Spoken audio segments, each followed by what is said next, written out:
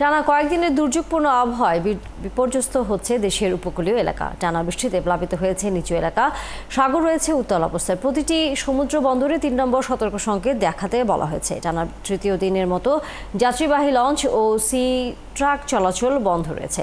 ভাঙতে শুরু করেছে দুর্বল বেড়িবাঁধ। সহকর্মীদের তথ্যছবিতে বিস্তারিত। টানা ৩ দিন অবিরাম বৃষ্টি ঝরছে পটুয়াখালীর কলাপাড়ায়।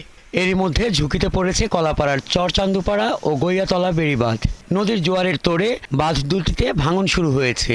এরই মধ্যে জোয়ারের পানিতে প্লাবিত হয়েছে নিম্নাঞ্চলের ৫,০০০ পরিবার। আবহাওয়া যখন আমরা খারাপ দেখছি, আমরা চলে আসি সেটা ৭ লাখ টাকার বাজার বাইরে অর্ধ মানে মোটামুটি কাদা প্রায় তলাই গেছে।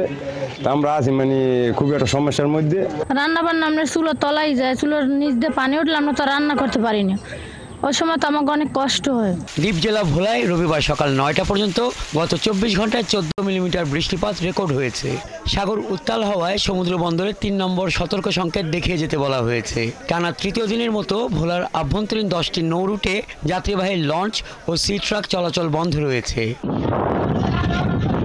এদিকে লঞ্চ চলাচল বন্ধ থাকায় যাত্রীরা ভোগান্তির মধ্যে পড়েছে। নিষেধাজ্ঞা উপেক্ষা করে অনেক যাত্রী বাধ্য হয়ে জীবনের ঝুঁকি নিয়ে অবৈধ ট্রলার যোগে ইলিশা লক্ষ্মীপুর রুটে যাতায়াত করছেন।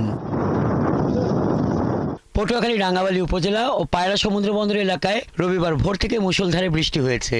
একটানা মাঝারি থেকে ভারী বৃষ্টিপাতের কারণে জনজীবন অনেকটা স্থবির। নদ নদী স্বাভাবিক থাকলেও গভীর বঙ্গোপসাগর উত্তাল রয়েছে। গভীর সাগরে থাকা বহু মাছ ধরার ট্রলার উপকূলবর্তী সাগর মোহনা ও নদীর কাছাকাছি এসে অবস্থান নিয়েছে। আবহাওয়া অফিস জানিয়েছে, পরবর্তী ২৪ ঘন্টায় বরিশাল অঞ্চলের বিভিন্ন স্থানে ভারী থেকে অতি ভারী বৃষ্টির শঙ্কা রয়েছে। হাসান আহমেদ, ৭১।